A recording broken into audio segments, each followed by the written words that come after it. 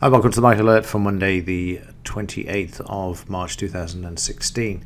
Just before we get into the markets, let's just have a look at changing the times back now that we've moved forward to British Summer Time in the UK.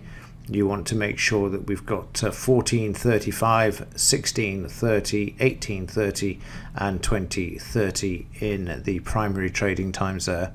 You want to left click on apply, and then you want to come up to file and actually save the times as well, so that you've got this synced now back with the US. Now we've actually moved forward the 1 hour. So away for 4 days, and the market didn't really do a lot, and that's no surprise really, as we're trading up to the Easter weekend. Today's Easter Sunday when I'm recording this, just so that I can make you aware of a few things.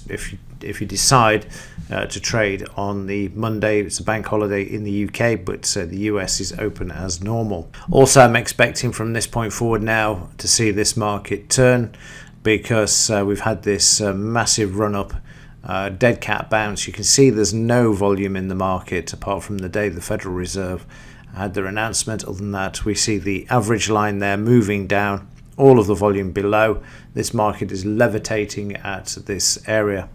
You can see how they brought the market back on Friday. I think this is Friday, Thursday. Friday was Good Friday, of course, so the market's closed. So the market brought back on Thursday off the lows, and that was in conjunction with the price of crude oil. Crude oil is what's been the driving factor behind this market. You can see there the two will actually trade together. You can see the market coming off the lows there, which is exactly the same as you see in the chart here.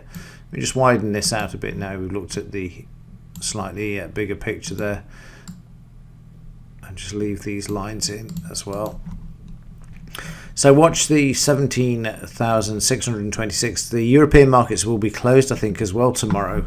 So again, this is going to leave the US free to probably to move the market to the upside, unless there is some other carnage.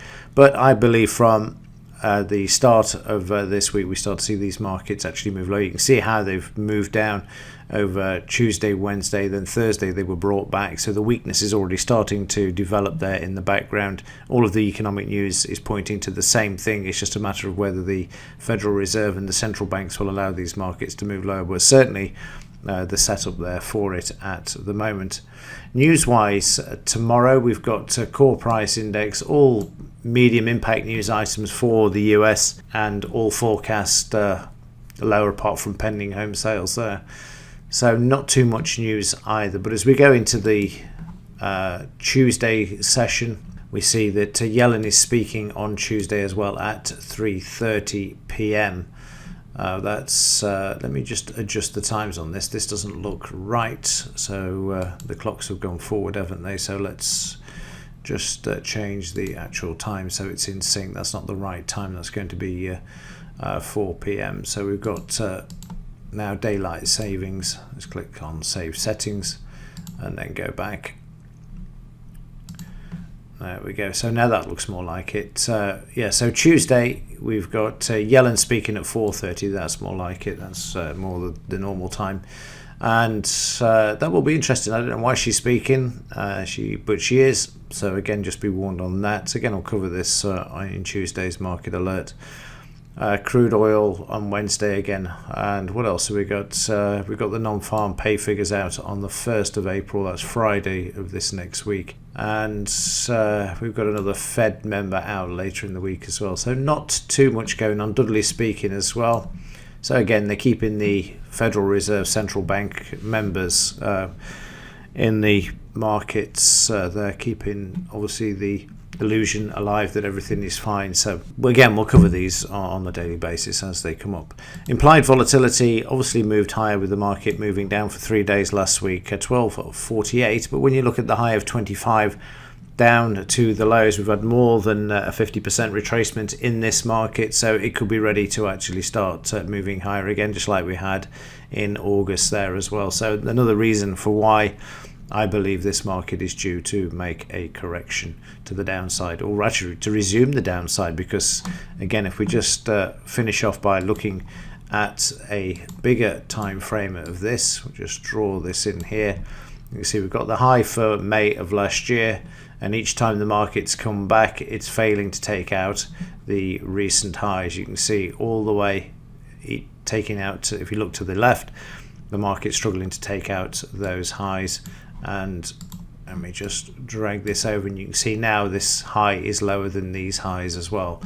And that's something that is consistent with a bear market. This levitation has come purely from the manipulation of crude oil, bringing the markets back up to try and reduce the debt that is being currently held by the fracking companies when they were loaned trillions of dollars as crude oil was trading at $100 per barrel. They've tried and they're failing, so crude oil is about to turn as well, I would imagine. I can't see how they can pump this up when there is such a glut of crude oil around at the moment. And as I said in one of the market alerts a couple of weeks ago, that even the chairman of BP said that we'll be using swimming pools shortly to actually hold crude oil because there is that much of it around. So this has just been a manipulative move. No surprise whatsoever, because all of these markets now are rigged and manipulated, something that I've talked about for years.